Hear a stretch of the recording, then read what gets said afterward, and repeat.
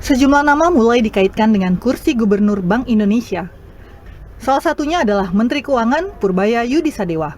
Namun, saat ditanya mengenai kemungkinan menjadi Gubernur BI, Purbaya langsung membantah. Purbaya juga menanggapi isu independensi Bank Indonesia. Purbaya menegaskan tidak ada rencana memasukkan Bank Indonesia ke dalam Kementerian Keuangan. Menurutnya, yang lebih penting saat ini adalah memperkuat sinergi antar lembaga tanpa mengubah sistem yang sudah berjalan.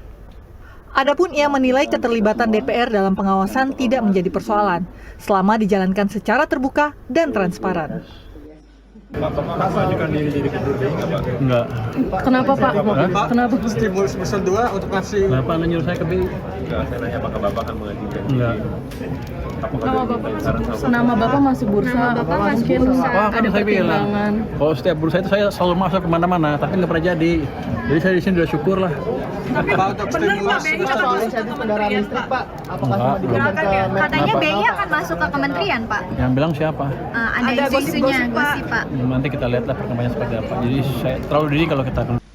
Meski demikian, sejumlah ekonom menilai perhatian pelaku pasar saat ini bukan semata siapa sosok Gubernur Bank Indonesia berikutnya, melainkan konsistensi tata kelola dan terjaganya independensi Bank Sentral dalam menjalankan kebijakan moneter.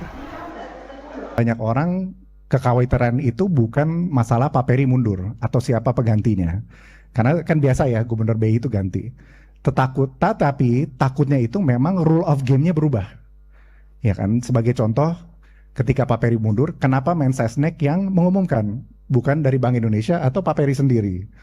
Lalu kedua, ketika ada rapat KSSK ini sebenarnya cukup sakral kan. Rapat ini ada undang-undangnya, ada prosedurnya, kapan dilakukan, cara quorumnya gimana. Tiba-tiba yang dilakukan kemarin adalah Pak Presiden yang memimpin. Setelah Pak Presiden memimpin, ada Ketua Wakil DPR, ada Danantara yang kita tidak tahu juga ini landasan. Di sisi lain, selain menjaga stabilitas moneter, dunia usaha berharap Gubernur Bank Indonesia yang baru mampu mendorong pertumbuhan ekonomi melalui kebijakan yang mendukung sektor real dan memberikan kepastian bagi iklim investasi. Nah, dengan calon gubernur baru Bank Indonesia yang baru, harapannya adalah bahwa bisa turut mensupport dari sisi sektor real Indonesia, karena demand di bawah perlu juga matching dengan supply chain yang ada di Indonesia, sehingga perlu kebijakan yang konkret, yang pro terhadap ekonomi syariah, yang pro terhadap ekonomi kerakyatan.